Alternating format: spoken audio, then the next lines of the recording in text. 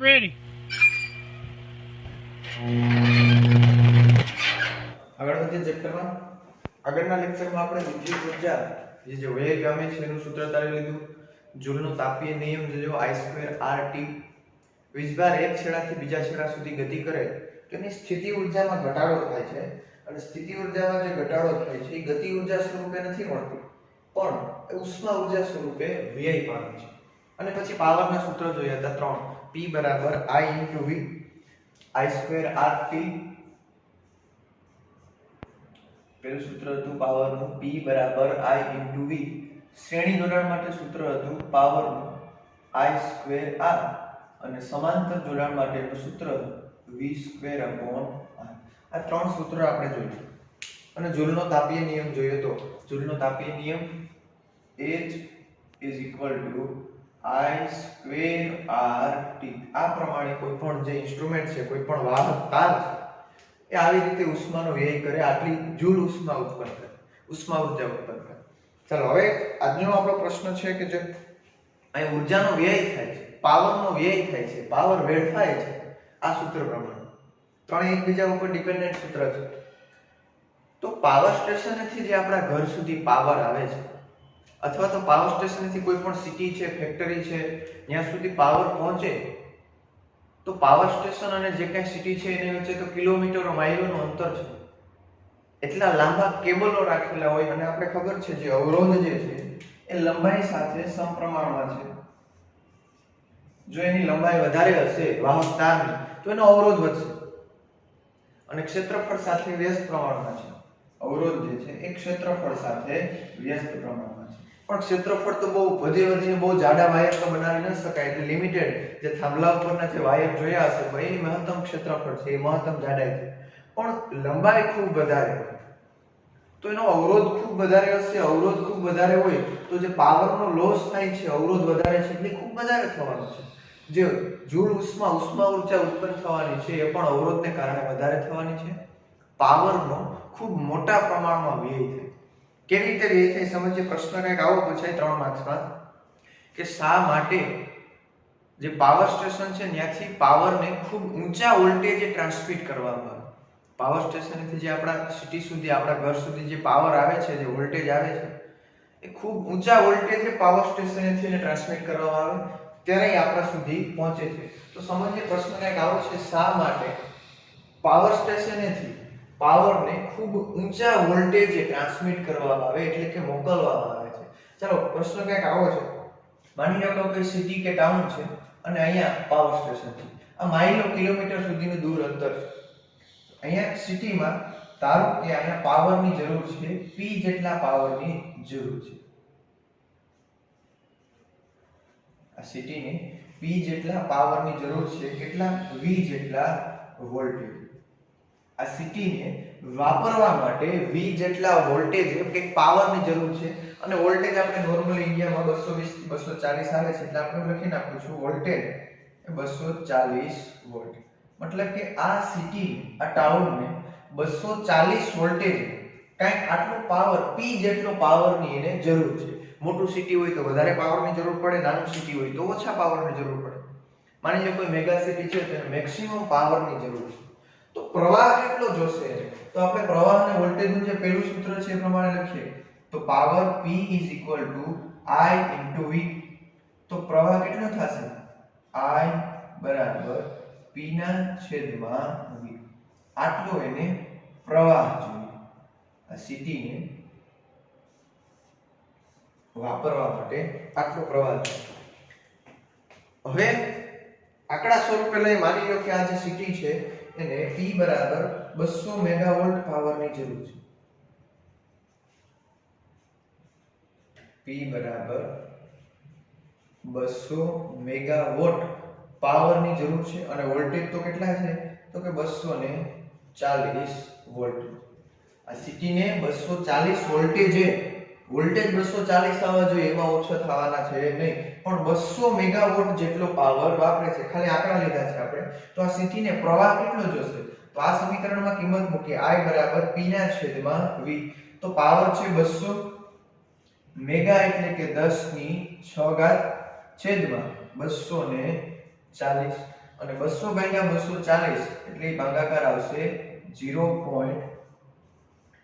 ગુણ્યા 10⁶ એમ્પિયર. આટલો મોટો પાવર આ સિટીનો છે.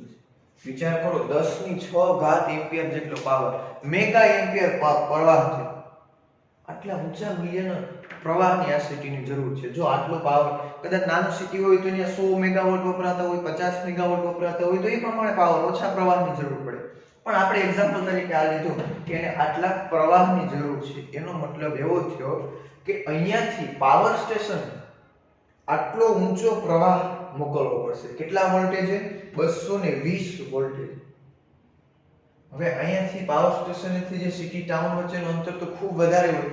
મતલબ કે જે આ કેબલો છે, આ જે ટ્રાન્સમિશન લાઈન છે, ટ્રાન્સમિશન લાઈન મીન્સ કે આ જે કેબલો છે, કેબલોની ખૂબ લંબાઈ વધારે હોય અને આપણે ખબર છે લંબાઈ વધારે હોય તો એનો અવરોધ વધારે હોય. તો આનો અવરોધ કે 2-5 ઓહમ તો હોવાનો નથી. ખૂબ લંબાઈ વાળા તાર છે તો આનો અવરોધ વધારે હશે. અવરોધ વધારે છે અને એટલો પાવર ટ્રાન્સમિશન કરવો છે તો અહીં ખૂબ મોટી પ્રમાણમાં ઊર્જા વ્યય પામશે. પ્રવાહ એકદમ વધારે વહે 10⁶. અવરોધ પણ ખૂબ વધારે હશે કારણ કે કેબલ લાંબા હશે તો પાવરનો વ્યય બહુ થશે. એની પાછળનો રસ્તો કંઈક આવો નીકાળવાનો છે. માની લો કે આ જે અવરોધક કેબલ છે, આ જે ટ્રાન્સમિશન લાઈનના કેબલ છે, એનો અવરોધ માની લો કે અવરોધ છે RC છે. અવરોધ કેટલો છે? RC. હવે અહીંયા જો તમે તો અહીંયાથી વ્યય પામતો પાવર P બરાબર I²RC. શા માટે આ સૂત્ર લખ્યું? V²/R કેમ લખ્યું? કારણ કે અહીંયાથી જ્યાં બધા કેબલો જાય વચ્ચે વચ્ચે થાંભલા આવતા હોય એટલે આ વાયરના આવા કટકા જોડેલા હોય. પાવર સ્ટેશન થી સિટી સુધીનું એક કેબલ ન હોય ક્યારે થાંભલા વચ્ચેના કટકાના કેબલો હોય તો આ બધા કેબલો લાઈનમાં જોડેલા હોય એટલે અવરોધોનું શ્રેણી જોડાણ થયું. અને આપણે ખ્યાલ છે શ્રેણી જોડાણમાં પ્રવાહ સરખો હોય અને પ્રવાહ સરખો હોય એટલે પાવરનું આ સૂત્ર વાપરવાનું છે P બરાબર I²R. તો આ વ્યય પામતો પાવર અહીંયાથી અવરોધ R છે તો પાવર સ્ટેશનથી જે અહીંયાથી પાવર ટ્રાન્સમિટ થાય છે કેબલ થ્રુ, આ કેબલ આટલો પાવરનો વ્યય કરશે. P બરાબર I²R છે. હવે માની લો કેબલનો અવરોધ જે છે એ ઓછો તો હોવાનો નથી. ફક્ત આપણે માની લઈએ કે આનો અવરોધ ખાલી 1000 ઓહમ છે. કેટલા ઓહમ છે? 1000 ઓહમ. કિલોમીટરનું અંતર છે. તાર જે વપરાય આપણે ખબર છે કોપર અને એલ્યુમિનિયમના તાર છે એનો અવરોધ ઓછો હોય. કોપર અને એલ્યુમિનિયમ, કોપરનો અવરોધ ઓછો છે, એની અવરોધકતા ઓછી છે, વાહકતા વધારે છે. આપણે આગળ એક ઉદાહરણ જોઈ ગયા કે તો શા માટે કોપર નથી વપરાતું? કારણ કે એનું વજન વધારે છે એલ્યુમિનિયમ કરતા. એલ્યુમિનિયમ હલકું છે એટલે આ જે કેબલ છે એ શેના વપરાય? એલ્યુમિનિયમના. જે થાંભલા ઉપરના જે કેબલ છે એ કઈ ધાતુના? એલ્યુમિનિયમના. આગળ આપણે એક દાખલો જોઈએ તો એલ્યુમિનિયમના વાહક તાર છે એનો માની લો અવરોધ 1000 ઓહમ જ લીધો, વધારે હોય પણ આપણે સરળતા ખાતર લઈએ 1000 ઓહમ. હવે વ્યય પામતો પાવર કેટલો છે એ ગણતરી કરીએ. આ I ની કિંમત, પ્રવાહની કિંમત અહીંયા મૂકીએ તો કેટલો વ્યય પામતો પાવર મળશે? તો PC બરાબર I² એટલે કે આનો વર્ગ કરવાનો છે 0.833 ગુણ્યા 10⁶. એનો વર્ગ ગુણ્યા આ અવરોધ, કેબલનો અવરોધ છે 1000 ઓહમ. આનો વર્ગ કરશો PC 83 નો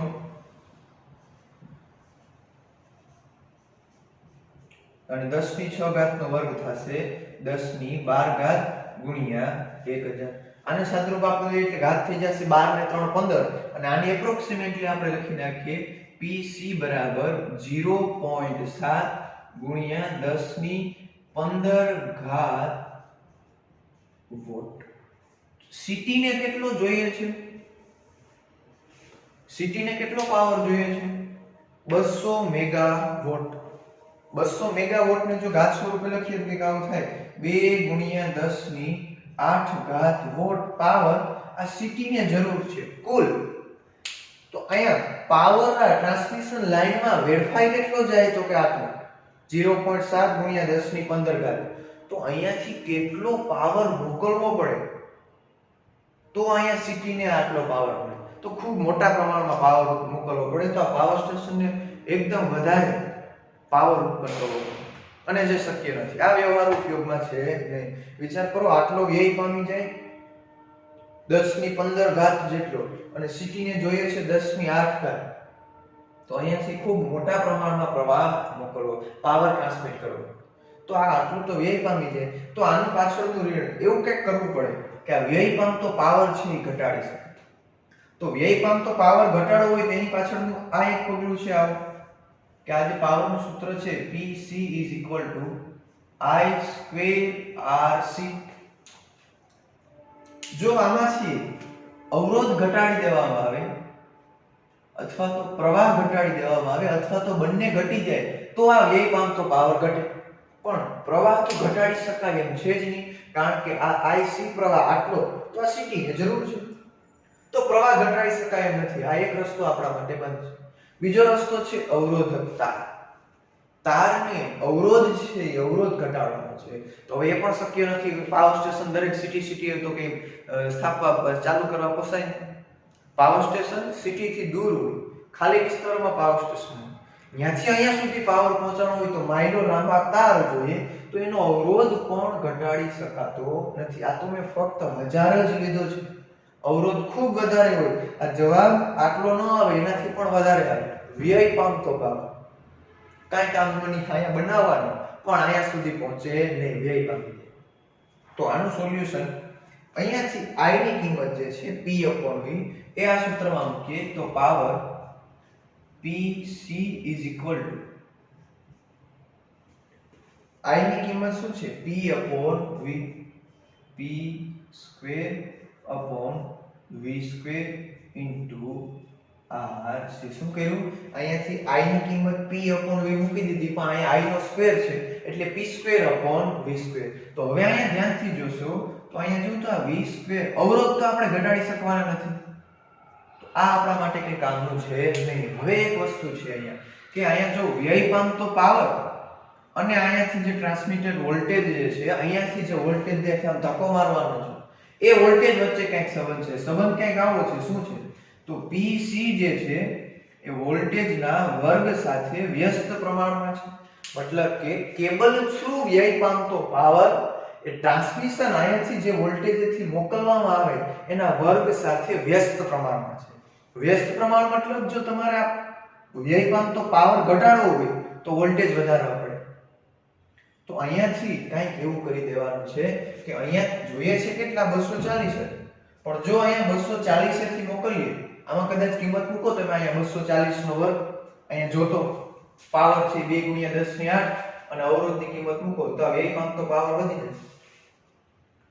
તો પણ અહીંયા કંઈક એવું વ્યસ્ત પ્રમાણ છે એટલે જો વોલ્ટેજ જ વધારી દઈએ, અહીંયાથી મોકલવાના છે વોલ્ટેજ, તો વ્યય પામતો પાવર ઘટાડી શકાય. તો અહીંયા જે વ્યય પામતો પાવર જે છે એને ટ્રાન્સમિશન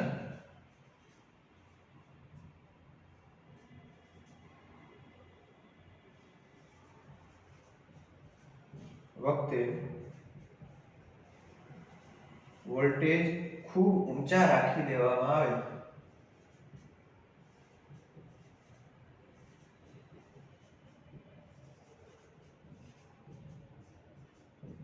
તો વ્યય પામતો પાવર PC ઘટાડી શકાય.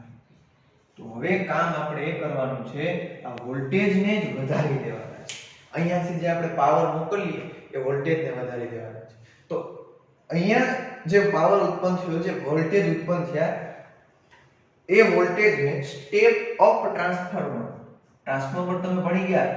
ટ્રાન્સફોર્મરના બે પ્રકાર છે, એક સ્ટેપ અપ અને બીજું છે step down. Step up transformer શું કરે તો કે વોલ્ટેજ જે છે એને વધારીને આપે. સ્ટેપ ડાઉન ટ્રાન્સફોર્મર શું કરે તો કે જે વોલ્ટેજ આવે એને ઘટાડીને આપે. અહીંયા આપણે શું કરવાના છે? વોલ્ટેજ વધારવાના છે. તો અહીંયા સ્ટેપ અપ ટ્રાન્સફોર્મરની મદદથી અહીંયાથી જે વોલ્ટેજ સિટી સુધી જાય છે એ વોલ્ટેજને ખૂબ વધારીને અને એ વોલ્ટેજ વધારી અને આ જે થાંભલા જે આવતા હોય આ ટ્રાન્સમિશન કેબલના, એ વોલ્ટેજ ખૂબ ઊંચા રાખવામાં આવે, કારણ કે આપણે વ્યય પામતો પાવર ઘટાડવો છે. તો આ જે થાંભલા જે છે, આ થાંભલા પિરામિડ આકારના જે ઊંચા ઊંચા થાંભલા હોય ટાવર જેવા, અને ખૂબ ઊંચાથી કેબલ પસાર થતા હોય, એ જે થાંભલા છે એ સીધા પાવર સ્ટેશનેથી આવતા હોય અથવા તો મેઇન પાવર સ્ટેશન હોય ત્યાંથી આવતા હોય.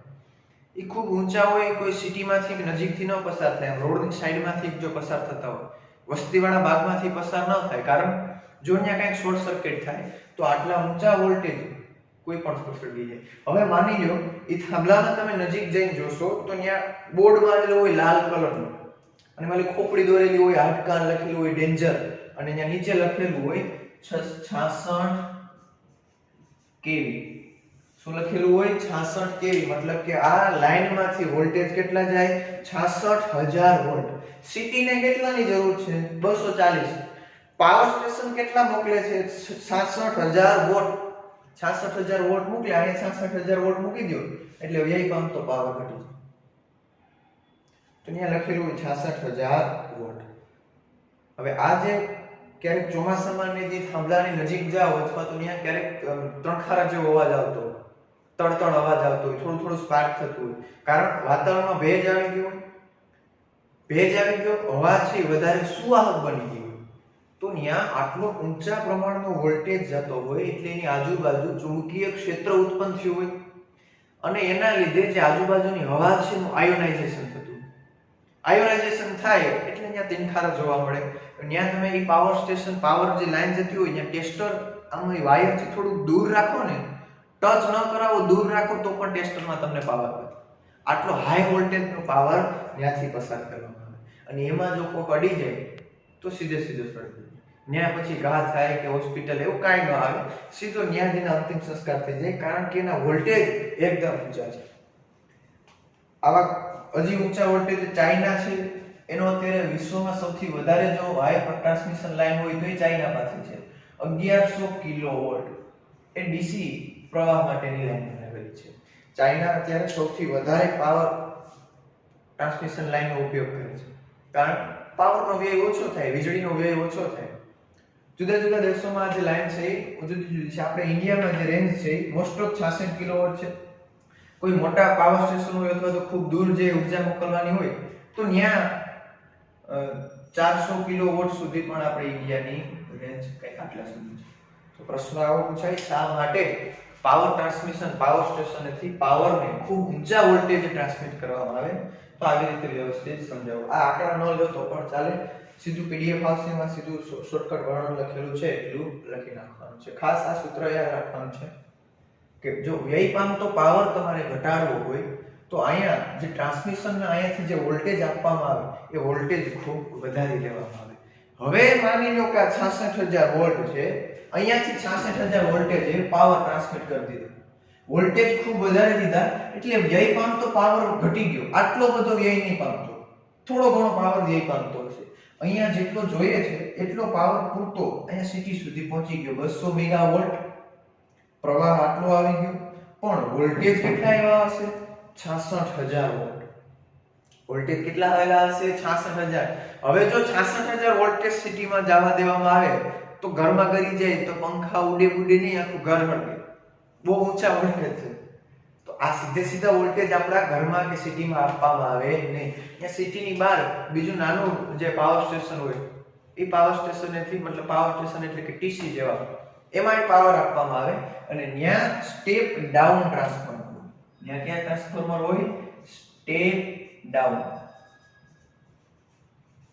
હવે આ સ્ટેપ ડાઉન નું કામ શું? જે 66000 વોલ્ટેજ આવ્યા છે એને ઘટાડી અને કેટલા કરી દે? 240.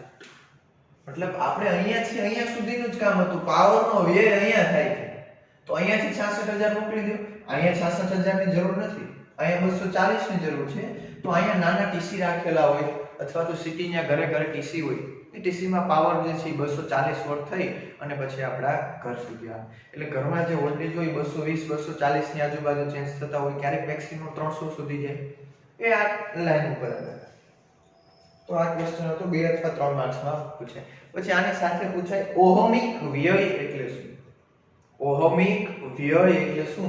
તો એ બસ આ કોઈ પણ વાહક તારની અંદર અવરોધને લીધે વિદ્યુત ઉર્જાનું ઉષ્મા ઉર્જામાં રૂપાંતરણ થતું હોય તો આ વ્યય પામતી ઉર્જા છે એને ઓહમિક વ્યય કહેવાય. આ બે પ્રશ્ન સાથે પૂછાય 3 માર્ક્સમાં, તો વ્યવસ્થિત આ રીતે લખવાનું છે.